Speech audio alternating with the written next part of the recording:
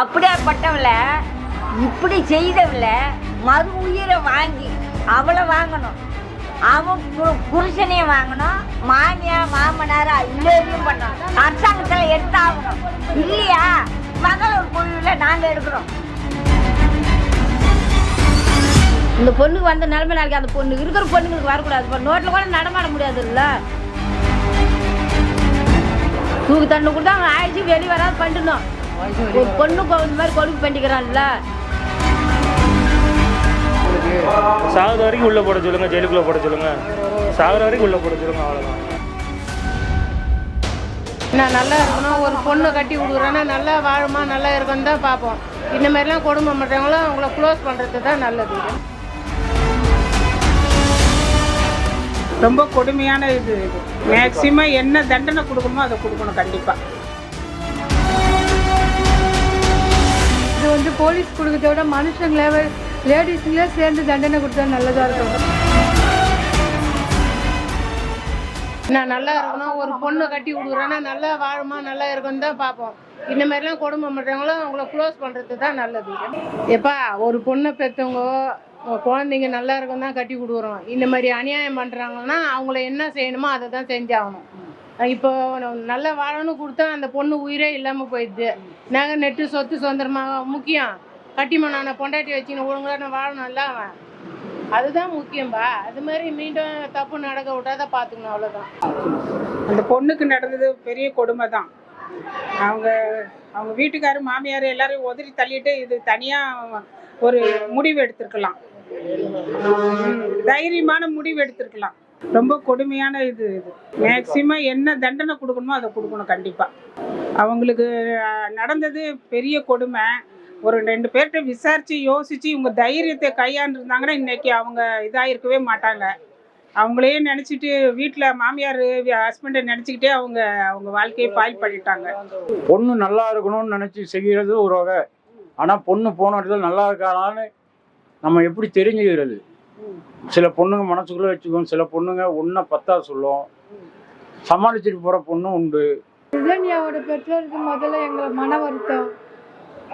அவங்கள போல யாரும் ரொம்ப கஷ்டப்பட்ட பொண்ணு பார்த்து அந்த அளவுக்கு சாகக்கூடாதுப்பா. ஒரு பொண்ணு வந்து இது வந்து போலீஸ் கொடுக்கறத விட மனுஷங்களே லேடிஸுங்களே சேர்ந்து தண்டனை கொடுத்தா நல்லதாக இருக்கும். லேடிஸுங்கிட்ட சொன்னால் அது அவங்களே செஞ்சுடுவாங்கப்பா. அது என்ன தண்டனை நாம் சொல்ல வேண்டியதே இல்லை, அவங்களே அவங்க தண்டிச்சிடுவாங்க. அவங்கள லேடிஸுங்களாம் அந்த அளவுக்கு வேதனையிலையும் எத்தனை கண்ணீரோடு தூங்குறாங்க நைட்டில் பொம்பளைங்க. 300 இதுக்கு அப்புறமா ஜனங்க 500-600 பவுனை கொடுத்து வாழ்க்கை பொண்ணுங்க வாழ்க்கை இந்த மாதிரி சாவடிக்கூடாதுப்பா. அந்த பையனுக்கு இன்னமும் 100 கோடி ரூபாய்க்கு பிஸ்னஸ் வேற ரெடி பண்ணி கொடுத்தாங்க. பிஸ்னஸ்ல கார் வேற, அவருக்கு கார் வேற. அவனால சம்பாதிச்சு கார் வாங்க முடியாது. ஒரு பொம்பளை வருமானத்துல கார் வாங்குவான். ஒரு பொம்பளை வருமானத்துல கார் வாங்கி ஓட்டுறானா? ஆம்பளை இல்லப்பா. உங்க பொண்ணுக்கு என்ன செய்யணும் அவங்களுக்கு பெற்றவங்களுக்கு தெரியாதப்பா. நீங்க ஏன் கேட்டு வாங்கணும் இந்த மாதிரி சாகடிக்கணும்? ஒரு பெத்து வளர்த்து நம்ம பொண்ணு நல்லா இருக்கு, நம்ம பொண்ணுக்கு என்ன செய்யணும்னு அவங்களுக்கு தெரியாதா? அவங்க பெற்றவங்க செய்ய மாட்டாங்களா? எங்க வீட்டுல ஒரு பொண்ணு இருக்குது, 26 வயசு பொண்ணு இருக்குது. அந்த வேதனையில் தான் நான் சொல்றேன். அது நினைங்கன்னா தண்டனை கொடுக்கணும்னா இன்னும் இது மாதிரி யாரும் செய்யக்கூடாத அளவுக்கு கொடுக்கணும் தண்டனை. யோசிக்கணும். வியாபாரம் பண்ணுற மாதிரி இருக்கு. வியாபாரம் பண்ணுற இது செஞ்சாங்க நம்ம நல்லது சரி. இது வந்து இதை வச்சு அவங்கள வச்சு வியாபாரம் பண்ணுற மாதிரி இருக்கு. அது தப்பு. நம்ம கல்யாணம் பண்ணல, இது வியாபாரம் மாதிரி பண்ணுறாங்க. இதை வச்சு ஏதாவது செய்யலான்னு அது வியாபாரம். ஏதோ பார்க்கலையே, அது பார்க்கல. அதுக்கு கேர்ஃபுல்லாக இருக்காங்க. அதுக்கு ஒரு தகுந்த நடவடிக்கை இல்லை. சாகுற வரைக்கும் உள்ளே போட சொல்லுங்கள், ஜெயிலுக்குள்ளே போட சொல்லுங்கள். சாகுற வரைக்கும் உள்ளே போட சொல்லுங்கள், அவ்வளோதான். அப்பா அம்மா அவ்வளோ வரதட்சணை கொடுத்துட்டு அந்த பொண்ணுக்கு கல்யாணம் பண்ணுறது பாவம் தானே. நாங்கள் இருக்கோம், எனக்கும் ஒரு பொண்ணு இருக்குது. ஸோ நான் அந்த மாதிரி வரதட்சணை நான் எனக்கு வேண்டாமே வேண்டாம். அதோட அவள் லவ் பண்ணிகிட்டே போயிருக்கலாமே, லவ் மேரேஜ் பண்ணலாமே, தப்பே கிடையாது. அவங்க பிடிச்ச இடத்துல கல்யாணம் பண்ணி கொடுத்துருக்கலாமே. எனக்கு தெரிஞ்சவங்க பெற்றவங்க பண்ணணும், புள்ளையோட பெற்றவங்க பண்ணணும். ஆமா, ஏன்னா அம்மா அப்பாவும் அதில் கை கொடுத்துருக்காங்களே. அதனால தான் முடிஞ்சா 3 பேருமே சேர்த்து கொடுக்கணும். நடு ரோட்ல நிக்க வச்சு ஷூட் பண்ணலாமே, தப்பே கிடையாது. இப்போ வெளிநாட்டுல அப்படிதானே பண்றாங்க. அந்த மாதிரி நடு ரோட்ல நிக்க வச்சு ஷூட் பண்ணலாமே. வரதட்சணை வாங்கினாங்கல்ல, அவங்க சைடில் தான் நடவடிக்கை எடுக்கணும். அதிகபட்சம் அதான் அவங்களுக்கு நெருக்கடியை கொடுத்துருக்காங்க. அதுக்கு காரணம் முழுக்க அவங்க தான் காரணம். மாப்பிள்ளையோட சைடு தான் காரணம். தூக்கு தண்டனை தான் கொடுக்கணும். தூக்கு தண்டனை போதுமா? தூக்கு தண்டனை கொடுத்தா அவன் ஆயிடுச்சு வெளியே வராது பண்ணணும். ஒரு பொண்ணுக்கு இந்த மாதிரி கொடுமை பண்ணிக்கிறான்ல, இவ்வளோ நகை கொடுத்து பணம் கொடுத்து பண்டம் கொடுத்து இவ்வளோ மாமனா மாமியா புருஷன் இவ்வளோ கொடுமை பண்ணிக்கிறான்னா எல்லாத்தையும் தூக்கி உடல் ரீதியாகவும் இந்த குடும்பம் உடனே இருந்து ஆயிடுச்சுக்கு தூக்கி வெளியே வராத அளவுக்கு அவனுக்கு தூக்கு தண்டனை கொடுக்கணும். ஒரு பொண்ணு 300 பொண்ணு நகை கொடுத்துக்கிறாங்க, 2 லட்ச ரூபா பணம் கொடுத்துக்கிறாங்க, எல்லாம் செஞ்சுக்கிறாங்க. எல்லாம் கொடுத்து அந்த பொண்ணு மாமனார் மாமியா புருஷன் கொடுமை பண்ணிக்கிறாங்க. அந்த பொண்ணு தூக்கு மாட்டிடுச்சு. கோயம்புத்தூருக்கு அந்தாண்ட திருப்பூர்.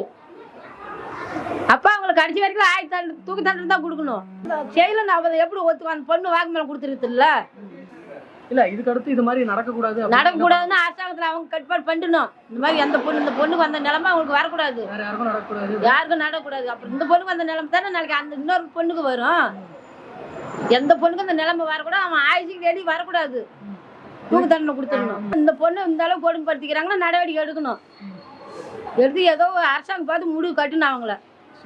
இந்த பொண்ணுக்கு வந்த நிலைமை நாளைக்கு அந்த பொண்ணு இருக்கிற பொண்ணுங்களுக்கு வரக்கூடாது. இப்போ நோட்டில் கூட நடமாட முடியாது இல்ல. நமக்கே ஒரு அந்த மாதிரி நமக்கு இந்த காலத்துல வயசானவங்களும் நடமாட முடியலப்பா. அப்புறம் வயசு பொண்ணுக்கு வந்த நிலைமை தானே எல்லாத்துக்கும். இந்த காலத்துல 50 வயசு கேள்விங்களே விட மாட்டேங்கிறானுங்க. இந்த காலம் அப்படியே காலம் இது. அப்படியாப்பட்டவள இப்படி செய்தவள மறு உயிரை வாங்கி அவளை வாங்கணும், அவன் புருஷனையும் வாங்கணும், மாமியா மாமனார எல்லாரையும் பண்ணணும். தற்கொலை அவளை செய்யணும், தற்கொலை செய்யணும். மறுபடிக்க இன்னொரு பொண்ணுக்கு அந்த வாழ்க்கையை அனிமேரி வரக்கூடாது, வரவே கூடாது. அவளை என்ன பண்ணா சித்திரவதை இந்த அதிகாரி இங்க போய் அவளை சித்திரவதை செய்து எடுத்து பேசி அவங்க தாய் தாய்ப்பனுக்கு ஆறுதலை சொல்லணும். அரசாங்கத்துல தான் எடுக்கலன்னு தான் நான் கேக்குறேங்க. இவ்வளோ முடிவுல அந்த அரசாங்கத்துல அந்த முடிவு செய்யாதது காரணம் என்ன?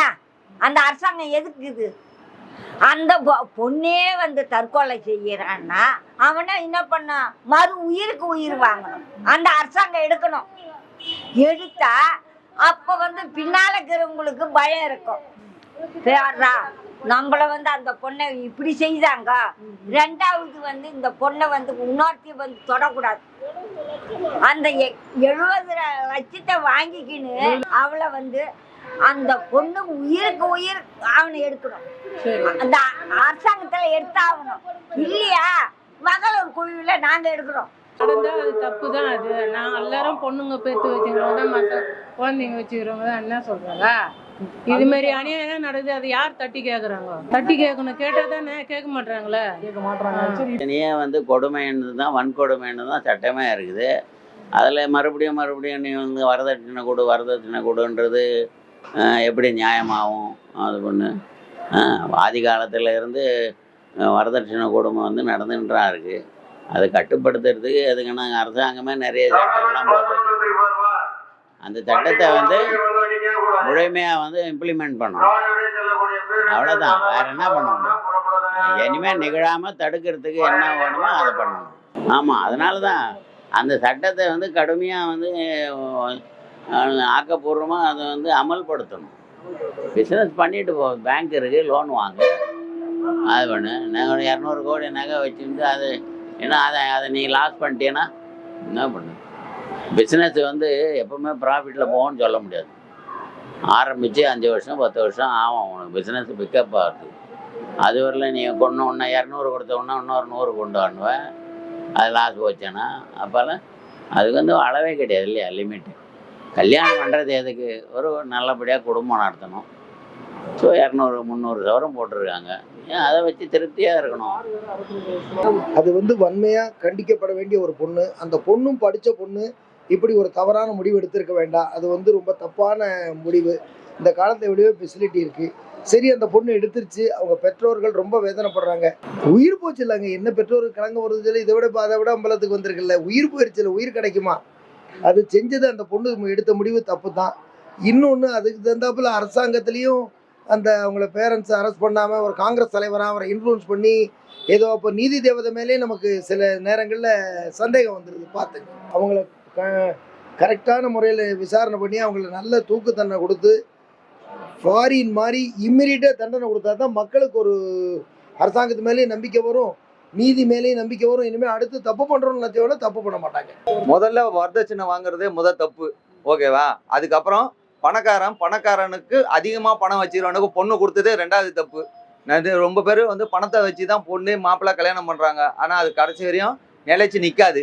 பாசத்தை மட்டும் காட்டுங்க, அழகாக உங்களுக்கு பணம்லாம் உங்களை தேடி வரும். இந்த நடவடிக்கையை நீங்கள் என்ன சட்டம் கொண்டு வந்தாலும் அவங்கவுங்களும் பெற்றவங்க தன்னோட குழந்தைய பிறருக்கு கல்யாணம் பண்ணி கொடுப்போம். அவங்க தகுதி தராதரத்தை பார்த்து கொடுக்கணும். பிறப்பால் பணக்கார ஆகணானா புதுசாக பணக்கார ஆகணானான்னு எல்லாம் சிந்திச்சு செயல்பட்டு தான் கொடுக்கணும். பணன்றத ஒரே கான்செப்டை வச்சு நீங்கள் பணத்தை பேஸ் பண்ணி அடுத்தவனை கல்யாணம் பண்ணி கொடுத்தா இந்த நிலைமை தான் வரும்.